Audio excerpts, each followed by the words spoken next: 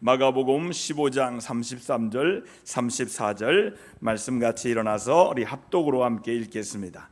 마가복음 15장 33절 34절입니다. 저랑 같이 함께 읽습니다. 함께 합니다. 제6시가 되매 온 땅에 어둠이 임하여 제9시까지 계속하더니 제9시에 예수께서 크게 소리 지르시되 엘리 엘리 라마 사박다니 하시니 이를 번역하면 나의 하나님 나의 하나님 어찌하여 나를 버리셨나이까 하는 뜻이라. 아멘. 이는 살아계신 하나님의 말씀입니다. 자리에 앉으셔서 잠시 기도하고 말씀 함께 나누겠습니다. 기도하겠습니다. 하나님 아버지, 매주 수요일마다 20번에 걸쳐서 예수님, 특별히 예수님의 조상이시고 예수님에 대해서 가장 가까이 구약에 말씀하신 다윗의 이야기를 20번에 걸쳐서 함께 말씀을 나누었습니다. 오늘 다윗의 마지막 이야기를 통하여 주님과 어떻게 연결되고 말씀이 어떻게 진행되는지를 구약과 신약의 말씀의 은혜가 함께 어우러지는 귀한 시간 되게 하여 주옵소서. 구약의 말씀과 신약의 말씀이 하나임을 알게 하시고 예수님이 바로 다윗의 후손임을 말씀을 통해 확인하는 귀한 시간 되게 하시고 우리의 마지막 삶을 예수님처럼 다윗처럼 준비 잘 할 수 있는 은혜의 시간 되게 하여 주옵소서. 오늘도 말씀으로 우리의 삶을 인도하실 것을 간절히 사모하며 예수님의 이름으로 간절히 축복하며 기도합니다. 아멘. 오늘까지 다윗의 이야기를 이제 마칩니다. 그동안 하나님 말씀을 함께 대해 주셔서 참으로 감사합니다. 이 구약의 다윗은 바로 예수님의 예표입니다. 그래서 예수 그리스도 하면 다윗의 후손 예수 그리스도 이렇게 말합니다. 그래서 신약의 예수 그리스도는 긴밀한 이 다윗과의 관계성이기 때문에 다윗이 중요하기 때문에 20번에 걸쳐서 말씀을 함께 나누었습니다. 9월 둘째 주부터는 기독교인들이 꼭 알아야 할 핵심적인 교리 설교를 준비할 계획입니다. 그래서 교리에 대해서 확실히 알아서 이단으로 또 분별되고 잘못된 믿음으로 분별되시는 교리 설교를 준비하도록 하겠습니다. 9월 둘째 주부터 잘 준비하도록 기도해 주시기를 부탁드리겠습니다. 오늘 말씀해 보니까 다른 각도에서 바라본 다윗의 죽음입니다. 이제는 다른 각도에서 다윗의 죽음을 살펴보려고 합니다. 우리는 다윗의 죽음을 통해서 그의 주위에 있었던 두 부류의 사람들을 보게 됩니다. 그는 성경이 요약한 대로 끝까지 부하고 존귀하게 살다간 영광스러운 인물이었습니다. 다윗은 끝까지 부하고 끝까지 존귀하게 살다간 영광스러운 인물이 바로 다윗이었습니다. 옆 사람에게 인사하겠다. 다윗처럼 갑시다. 여러분 다윗처럼 가시기 바랍니다. 끝까지 부하게 존귀하게 영광스럽게 하나님 나 가시기를 축복합니다. 하지만 이 죽어가는 다윗에게는 그를 버렸던 부류의 사람들이 있었습니다. 그의 곁을 끝까지 지켜줬던 사람도 있었습니다. 다윗이 죽기 40년 전에 그는 사울과 요나단의 죽음을 보고 훌륭한 애가 비가를 지어서 그들의 죽음을 영화롭게 한 적이 있었습니다. 그러나 다윗 자신이 죽었을 때는 숭고한 반응은 고사하고 다윗이 죽자마자 온 집안에 싸움판이 벌어졌습니다. 성경대로 제가 말씀하는 거예요. 다윗이 죽자마자 온 집안에 싸움판이 벌어졌어요. 그리고 다윗 주위 사람들로부터 차례로 버림을 받았습니다. 그리고 다윗 자신은 어떤 면에서 무자비하다 싶을 만큼 유언을 남기게 됩니다. 여러분 다윗의 아들 아도니아는 더 이상 기다릴 수 없다고 판단하여 다윗이 죽기 전에 스스로 왕이 되기로 결심하고 다윗은 유언을 통해 요압과 시므이를 죽일 것을 부탁합니다. 이 다윗의 신하들은 다윗의 죽음을 해결해야 할 문제로 인식하고 나름대로 그들은 최선을 다합니다.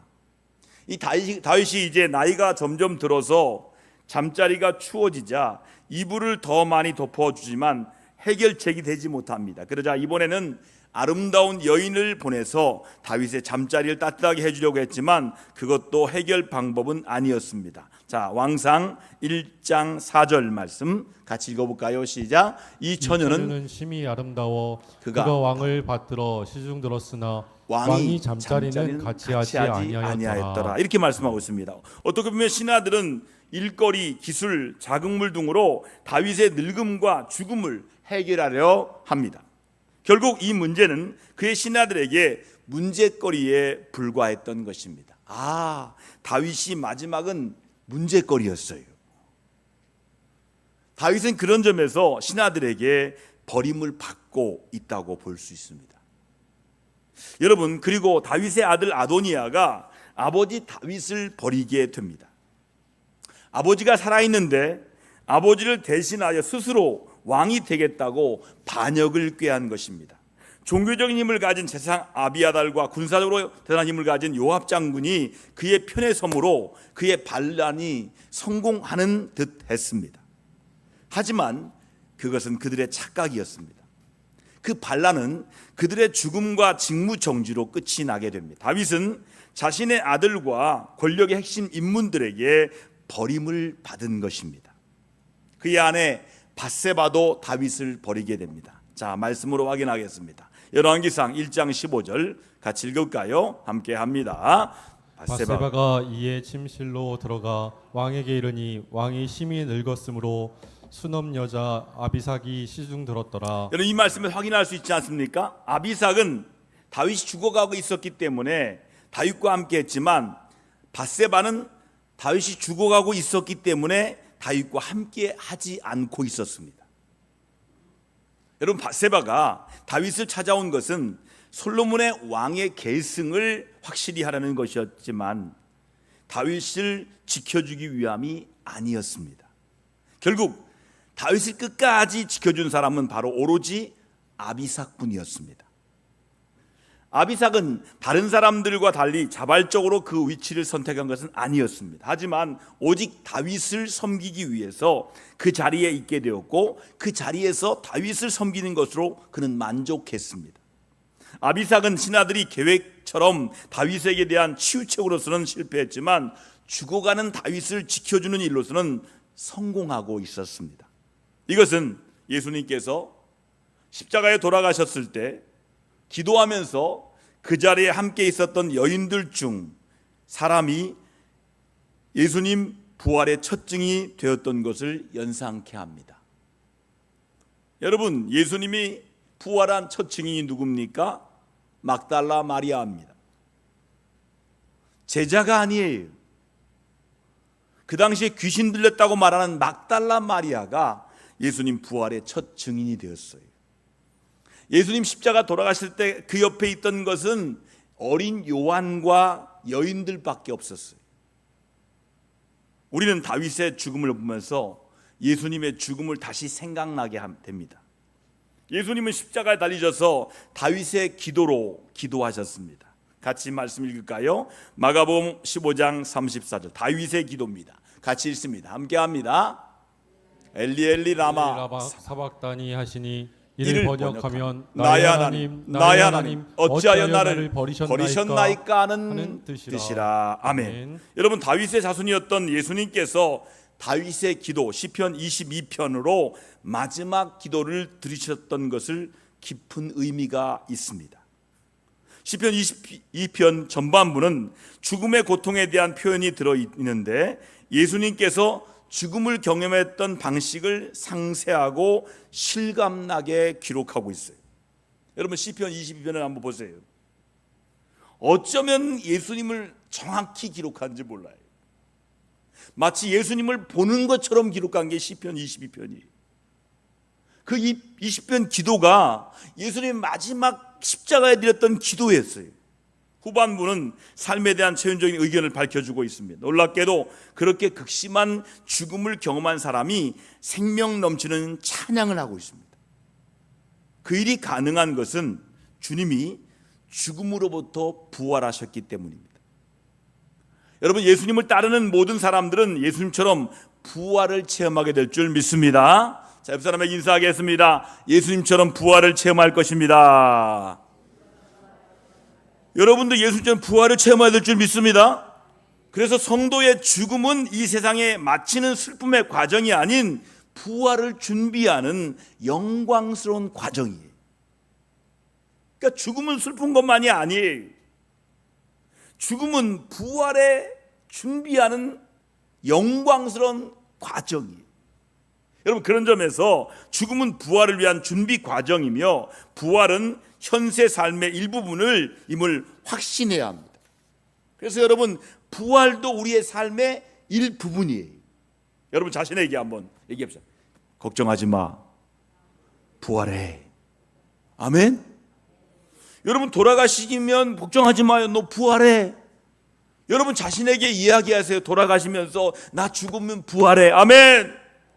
그래서 성도의 죽음은 이 세상에서 존경스럽고 영화로운 죽음이 되든지 아니면 쓸쓸하고 초라한 죽음이 되든지 관계없이 영광스러운 것이 될 수밖에 없습니다. 성도의 죽음은 영광스럽습니다.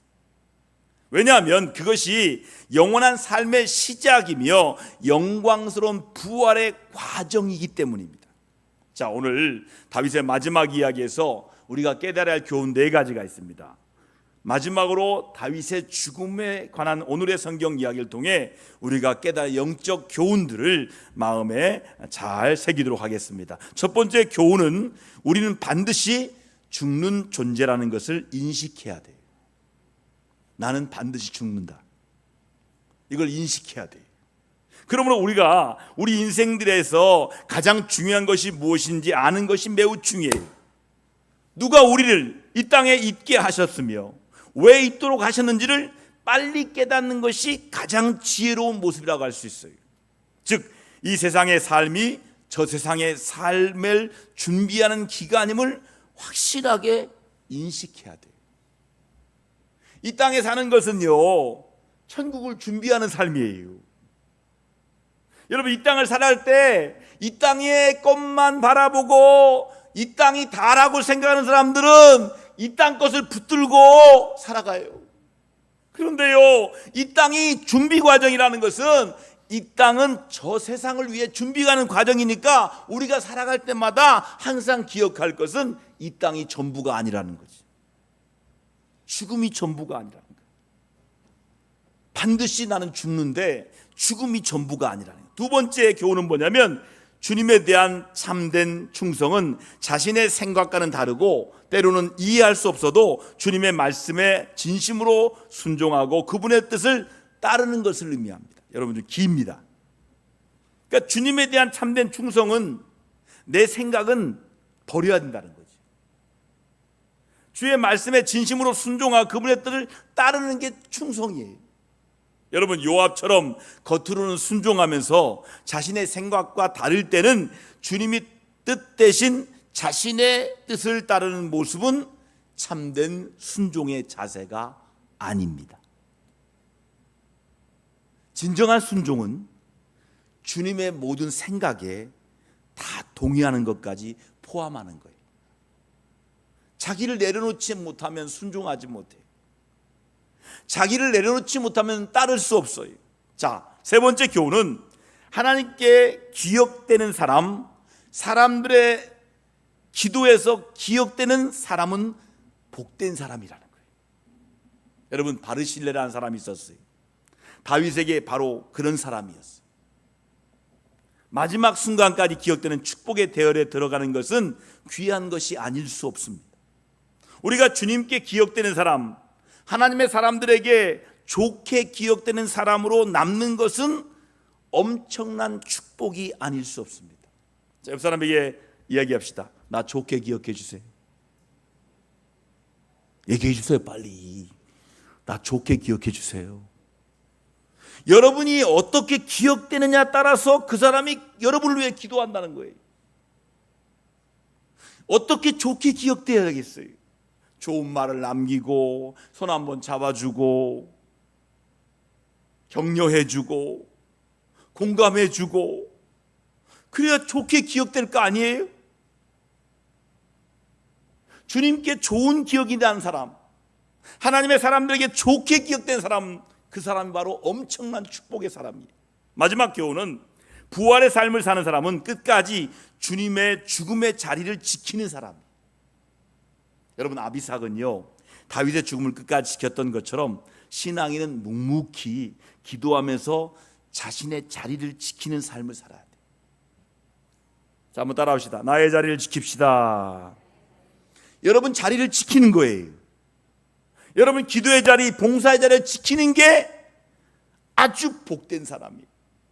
물론 크고 대단한 일을 하는 것도 중요합니다. 하지만 어떤 때는 주님과 함께 하는 자리를, 주님의 죽음을 지키는 자리를, 묵묵히 헌신하는 자리를 지키는 것이 중요한 우리의 신앙의 자세임을 명심해야 됩니다. 이 코로나를 지나면서 사람들이 자기 자리를 다 잃어버렸어요. 기도의 자리도 잃어버리고, 봉사의 자리도 잃어버리고, 예배의 자리도 잃어버리고, 헌신의 자리도 잃어버려서 자리가 없어요.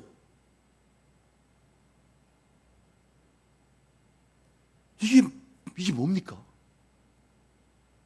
코로나 그 딱 끝났는데 아주 막 자리가 없어요.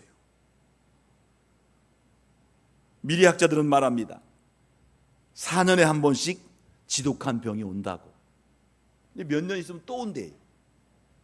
코로나보다 더 센 거. 그때 되면 또 어떻게 될까? 여러분 어떤 고난이 와도 어떤 힘든 일이 와도 내 자리를 지켜야 되는 거예요. 죽어도 이 자리를 떠나면 안 돼요. 기도의 자리를 지켜야 되는 거예요. 헌신의 자리를 지켜야 되는 거예요. 예배의 자리를 지켜야 되는 거예요. 그것이 신앙생활인 거예요. 오늘 다윗의 마지막 이야기 통해서 4가지 적용점을 찾기를 축복합니다. 첫 번째 적용점은 우리는 반드시 죽는 존재라는 걸 인식해야 돼요. 나는 반드시 죽는다. 그러므로 살아있는 동안에 그 다음 세상을 위해 어떤 일을 하는 것이 가장 중요한, 일찍이 깨달아야 되고, 그것이 바로 지혜로운 모습이라는 거예요.